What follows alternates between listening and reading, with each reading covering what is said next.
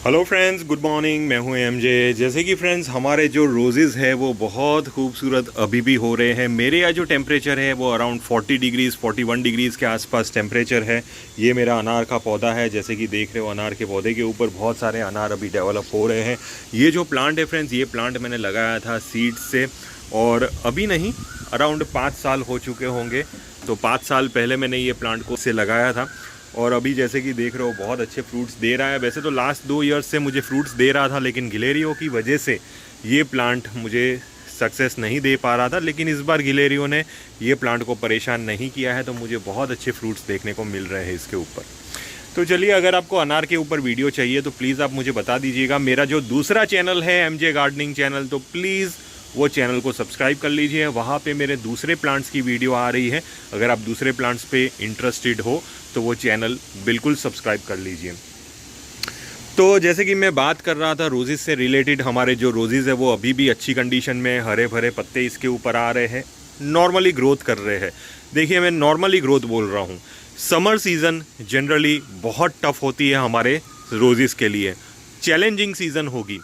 अगर आप एक रोजेरियन हो तो सबसे बड़ा चैलेंज आपके लिए यही होगा कि समर सीज़न में आप अपने रोजेज़ को कैसे बचा पाए, क्योंकि हर तरफ से रोजेज़ को प्रॉब्लम क्रिएट होगी। हर तरफ से कैसे? जैसे कि सबसे पहले सनलाइट, दूसरी चीज़ टेम्परेचर, बहुत हाई टेम्परेचर होगा। तीसरी चीज़, आपको लगेगा कि अगर हम पानी कम दे रहे हैं तो भी रोज़ मर रहे हैं। आपको ये भी लगेगा अगर मैं पानी ज़्यादा दे रहा हूँ तो रूट रॉट हो सकता है।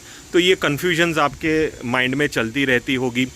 तो ये सारी चीज़ों को लेके आपको बहुत टेंशन होगा, और साथ में हमारे रोजेज़ भी बहुत स्ट्रेस में हो सकते हैं। लेकिन हमारा एक ही मकसद होना चाहिए, एक ही हमारा फोकस होना चाहिए कि हम ये गर्मियों की सीज़न में हमें अपने रोजेज़ को बचा के रखना है। उनमें से एक बहुत बड़ी दिक्कत आपको देखने को मिलेगी, वो है डाईबैक की। डाईबैक, जी हाँ, समर सीज़न में भी बहुत सारे लोगों के रोजेज़ डाईबैक हो जाते हैं। क्यों हो जाते हैं वो मैं आपको बताऊंगा, और कौन कौन सी गलती ऐसे आपने कर ली है जिसकी वजह से आपके रोजेज़ डाईबैक हो चुकी है। एक बार आपका प्लांट डाईबैक की तरफ जाएगा, उसको रिकवर करना मुश्किल होगा। लेकिन अगर आपके पास दूसरे रोजेज़ हैं तो आप उसको संभाल के रख सकते हैं, क्योंकि आपका मोटिव यही रहना चाहिए कि आपके रोजेज़ को बचाना है समर सीज़न में। आपका मोटिव ये नहीं रहना चाहिए कि मैं अपने रोजेज़ के ऊपर बहुत ग्रोथ ले लूँ, बहुत फ्लावर्स ले लूँ, क्योंकि ये जो टाइम है ये सिर्फ बचाने का टाइम है। फ्लावर्स और ग्रोथ का टाइम आएगा बारिश के बाद, यानी कि बारिश की सीज़न और विंटर सीज़न में आपके प्लांट के ऊपर ग्रोथ बहुत अच्छी देखने को मिलेगी और फ्लावरिंग्स भी देखने को मिलेंगे। लेकिन समर सीज़न में सिर्फ और सिर्फ आपको अपने रोजेज़ को बचाना है। तो डाईबैक किस वजह से होता है? जैसे कि देख रहे हो फ्रेंड्स, ये जितने भी छोटे छोटे मेरे रोजेज़ हैं वो एक भी रोज़ अभी तक डाईबैक नहीं हुआ है। मैं ये ज़रूर बोल पाऊँगा कि मेरे रोज़ के ऊपर से, कुछ रोज़ के ऊपर से लीव्स कम हो चुके हैं। अब ये जो प्रॉब्लम है फ्रेंड्स, ये प्रॉब्लम की वजह से ही आप अपने रोज़ को डाईबैक की तरफ ले जाते हो। जी हाँ, मैं सही बोल रहा हूँ कि आप अपने रोजेज़ को डाईबैक की तरफ ले जाते हो। अगर आप ध्यान से नोटिस करोगे, मेरे कुछ प्लांट्स के ऊपर से लीव्स गिर चुके हैं। जी हाँ, अब ये इश्यू क्यों होता है? जब भी आपके प्लांट के ऊपर से लीव्स गिरते हैं, यानी कि सूख जाते हैं, ड्राई होके गिरते हैं, वो उसका सबसे बड़ा रीज़न होता है, वो है समर सीज़न। अब जब ऐसा आपके प्लांट के ऊपर क्रिएट होता है, तब आप एक्टिव हो जाते हो, तब आप एकदम बौखला जाते हो और कुछ ना कुछ एक्टिविटी करना स्टार्ट कर देते हो, जैसे कि उसको पानी कम देना, या तो पानी ज़्यादा देना, या तो फर्टिलाइज़र देना, ये वो सब उल्टी सीधी चीज़ें करना शुरू कर लोगे। लेकिन ये सब चीज़ें आपको नहीं करनी है। आपको एक ही चीज़ पे फोकस करना है, वो है वाटरिंग। देखिए, शावरिंग, वाटरिंग, यही एक की पॉइंट है आपके रोजेज़ को बचाने के लिए। अगर आपके प्लांट के ऊपर ऐसे लीव्स ड्राई होके गिर रहे हैं, जैसे कि मेरे ये जो प्लांट है इसके ऊपर देखिए बहुत सारे लीव्स गिर चुके हैं। ये प्लांट देखिए, नीचे वाले बहुत सारे लीव्स ड्राई होके गिर चुके हैं।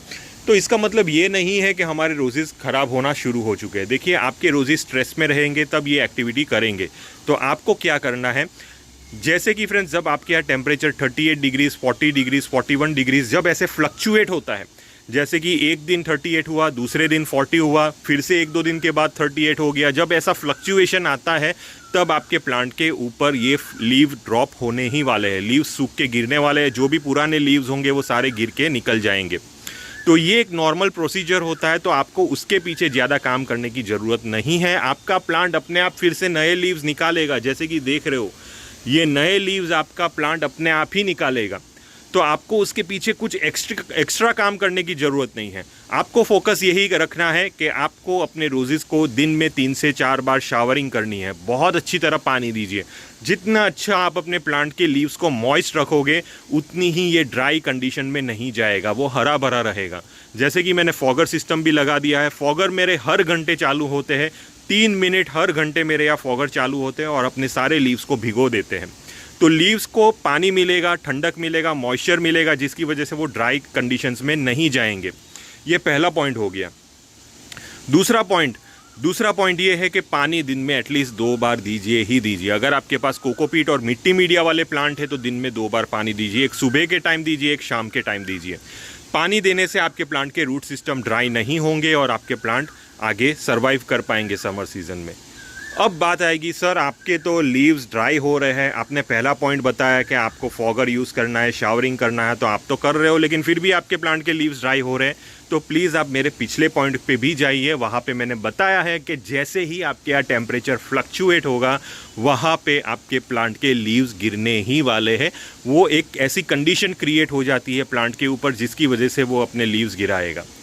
तो ये मत सोचिए कि लीव्स गिर रहे हैं तो हमें कुछ और काम करना है। जो हमारा फोकस है वाटरिंग, शावरिंग, इसके ऊपर आप बने रहिए। अब बात आएगी, ये करने से भी बहुत सारे लोगों के रोज़ डाईबैक हो जाते हैं। डाईबैक क्यों होते हैं? देखिए 2 रीज़न मैं यहाँ पे बताऊँगा। सबसे पहले कोकोपीट मीडिया या तो मिट्टी मीडिया। वो मीडिया में अगर आप सुबह के टाइम पानी देते हो, आपने अच्छी तरह मीडिया में मल्चिंग भी किया है, लेकिन शाम के 4 बजे, 5 बजे या 6 बजे अगर आप पानी देने आते हो, आप एक बार अपना मीडिया चेक कर लीजिए। अगर आपको लगता है कि मीडिया मॉइस्ट है, वेट है, गीला है, तो बाद में पानी देने की ज़रूरत नहीं है। शावरिंग कर लीजिए, मीडिया के ऊपर शावरिंग कर लीजिए। शावरिंग करने से एक टाइप का टेम्परेचर डाउन हो जाएगा, मीडिया का भी टेम्परेचर डाउन हो जाएगा, प्लांट का भी टेम्परेचर डाउन हो जाएगा। तो शावरिंग कर लीजिए, लेकिन पानी मत डालिए क्योंकि आपका मीडिया ऑलरेडी गीला है, वेट है। ये चीज़ ध्यान रखिए। लेकिन अगर आपका प्लांट बड़ा है, जैसे कि ये सब मेरे जो बड़े बड़े प्लांट है, इनके रूट सिस्टम भी ज़्यादा है। जितने ज़्यादा रूट सिस्टम होंगे प्लांट उतना ही जल्दी पानी सक करेगा। अगर आपके प्लांट कोकोपीट मीडिया में है और शाम को अगर आप 5 बजे आओगे, आपके प्लांट बड़े बड़े हैं, रूट सिस्टम ज़्यादा है, तो आपको देखने को मिलेगा आपका जो कोकोपीट का अपर सरफेस का मीडिया है वो थोड़ा सा ड्राई हो चुका होगा। तो ऐसी कंडीशन में आप ज़रूर वाटरिंग करिए क्योंकि ड्राई मीडिया प्लांट को स्ट्रेस की तरफ ले जाएगा। मॉइस्ट या तो वेट मीडिया होगा तो बाद में पानी देने की ज़रूरत नहीं है, लेकिन ड्राई मीडिया हुआ तो ज़रूर पानी दीजिए। तो ये जो चीज़ है, ये चीज़ अगर आप मिस्टेक कर लोगे तो यहाँ पे आपका प्लांट डाईबैक की तरफ जाएगा क्योंकि आपका कोकोपीट मीडिया ऑलरेडी वेट है, उसके अंदर मॉइस्चर भी मौजूद है, आपने ऊपर से उसको मल्चिंग भी किया है और फिर से आप शाम को 6 बजे आके पानी दे रहे हो, तो बाद में ये एक टाइप का ओवर वाटरिंग क्रिएट करेगा। उसकी वजह से आपके प्लांट के रूट्स रॉट होंगे। लेकिन ये इसके चांसेस थोड़े से कम रहेंगे, यानी कि 10 to 20% जितने चांसेस रहेंगे रॉटिंग के, लेकिन यही रॉटिंग बढ़ जाएगी, यानी कि 70 to 80% जितने इसके चांसेस और बढ़ जाएंगे अगर आपने मीडिया को हद से ज़्यादा एसिडिक बनाने की कोशिश की। ये पॉइंट आप नोट कर लीजिए, कहीं पे भी नोट कर लीजिए, आपको हमेशा ध्यान रखना है। जनरली गर्मियों की सीज़न में फ्रेंड्स हम ये सोचते हैं कि हमारे प्लांट का मीडिया अल्कलाइन हो जाता है क्योंकि हम पानी ज़्यादा देते हैं, दिन में 2 बार 3 बार पानी देते हैं तो मीडिया अल्कलाइन हो जाता है। मीडिया अल्कलाइन हो जाने की वजह से हम ये सोचते हैं कि मीडिया को एसिडिक करना है, तो एसिडिक मीडिया को करने के लिए हमें ज़्यादा उसको एसिडिक वाटर देना है। तो आप क्या करोगे, हर एक दिन के गैप में एसिडिक वाटर देना शुरू कर लोगे। अब यहाँ पे एक चीज़ ध्यान रखिए, जितना ज़्यादा एसिडिक मीडिया आप अपने प्लांट के लिए क्रिएट करोगे, आपका प्लांट उतनी जल्दी रॉटिंग की तरफ जाएगा। जी हाँ, आपके प्लांट के रूट्स उतनी जल्दी रॉटिंग की तरफ जाएंगे। तो एसिडिक मीडिया करना ज़रूरी है, नो डाउट, लेकिन अगर आपका प्लांट बड़ा है तो वीक में 2 बार एसिडिक वाटर दीजिए। अगर आपका प्लांट छोटा प्लांट है तो वीक में 1 बार एसिडिक मीडिया दीजिए। बहुत ज़्यादा एसिडिक मीडिया फंगस को अट्रैक्ट करेगा और आपने पानी भी अच्छी तरह दिया है, पूरा दिन मीडिया मॉइस्ट रहेगा और ऐसे में मीडिया एसिडिक रहेगा तो बाद में आपके जो प्लांट के रूट सिस्टम है वो फंगस को अट्रैक्ट करेंगे और फाइनली आपके प्लांट के रूट सिस्टम रॉटिंग की तरफ जाएंगे और आपके प्लांट धीरे धीरे करके सूखना शुरू हो जाएंगे और वो डाईबैक की तरफ चला जाएगा। तो ये एक बहुत इंपॉर्टेंट पॉइंट है जो आप नोट करके रखिए। ज़्यादा एसिडिक मीडिया नहीं रखना है। आप बस हफ्ते में 1 बार या 2 बार आप अपने प्लांट के मीडिया के अंदर एसिडिक वाटर दे सकते हो। या तो हफ्ते में 1 बार दोगे तो सबसे सेफ साइड में रहोगे, या तो हफ्ते में 2 बार आप दे सकते हो। अब कितना देना है, जैसे कि विनेगर का मैं हमेशा आपको सजेस्ट करता हूँ, विनेगर आप 5 ml लीजिए, 1 लीटर पानी में मिक्स करके पर प्लांट के हिसाब से आप उसको दे सकते हो। उससे ज़्यादा हमें एसिडिक करने की ज़रूरत नहीं है। नॉर्मल एसिडिक हो जाएगा 7 या तो 7.5 तक भी रहेगा तो भी चलेगा। इतना एसिडिक मीडिया आपके प्लांट को इनफ रहेगा ये गर्मियों की सीज़न में। तो ज़्यादा एसिडिक के पीछे मत भागिएगा ये गर्मियों की सीज़न में, अदरवाइज़ आपके प्लांट बहुत जल्दी रॉटिंग की तरफ जाएंगे। क्योंकि प्लांट का मेन सोर्स होता है उसके रूट्स। जितनी अच्छी तरह आप अपने प्लांट के रूट्स को बचा के रखोगे उतना ही अच्छी तरह आपके प्लांट्स ग्रोथ करेंगे। तो पानी देना भी रूट्स को बचा के रखने के लिए ही है। अगर आप पानी दोगे, रूट्स का टेम्परेचर मेंटेन रहेगा, ठंडे रहेंगे और वो आगे बढ़ते जाएंगे, ग्रोथ करते जाएंगे। अगर आप मल्चिंग करोगे तो रूट्स के ऊपर डायरेक्ट हीट नहीं पड़ेगी सनलाइट की, जिसकी वजह से वो और ग्रोथ करते रहेंगे, बढ़ते रहेंगे, वाइट रूट्स डेवलप होंगे। तो रूट्स पे ध्यान दीजिए, आपका प्लांट अपने आप ही ऊपर ग्रो होता रहेगा। ये मत देखिए कि प्लांट ने पत्ते गिरा दिए तो मतलब प्लांट अब स्ट्रेस में आ गया तो मुझे कुछ और चीज़ें करनी है।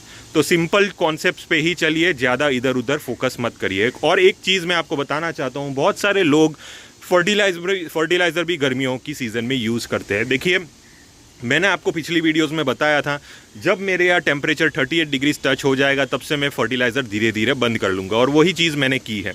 मैंने फर्टिलाइज़र अभी बंद कर लिया है, 1261 ये सारे फर्टिलाइज़र बंद कर लिए हैं। सिर्फ मैग्नीशियम सल्फेट, माइक्रोन्यूट्रिएंट्स, PGR, ये 3 चीज़ें ही मैं चला रहा हूँ। उसके अलावा मैंने अभी कोई फर्टिलाइज़र यूज़ नहीं किया है। अगर आपको नहीं पता है तो प्लीज़ मेरी पिछली वीडियो जाके देख लीजिए, आपको आइडिया आ चुका होगा। तो ये चीज़ ही मैं इस्तेमाल कर रहा हूँ। 1261 अभी टोटली मेरा बंद है।